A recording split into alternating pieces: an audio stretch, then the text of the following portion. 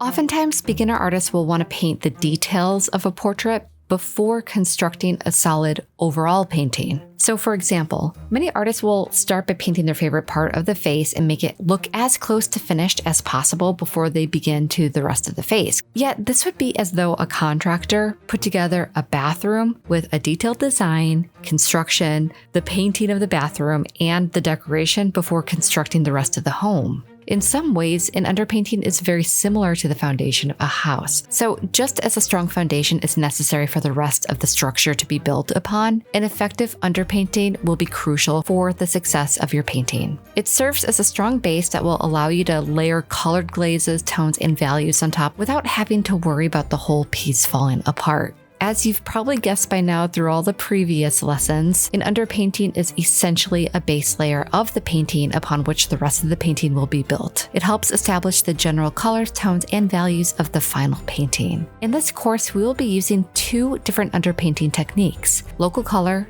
and grisaille. A local color underpainting is when the first layer of paint closely resembles the eventual hue of the finished painting. Yet grisaille, on the other hand, is an underpainting technique that uses various shades of gray, hence the name gris, meaning gray in French. This gives your painting a monochromatic look until subsequent glaze layers are added on top. So in order to fully understand how this major piece of the puzzle fits into the painting process, I'm going to provide direct links below to the lessons that you'll need to review in order to understand why your underpainting will make or break the success of your portrait painting. So I will link that below, and I will see you in the next lesson. Take care.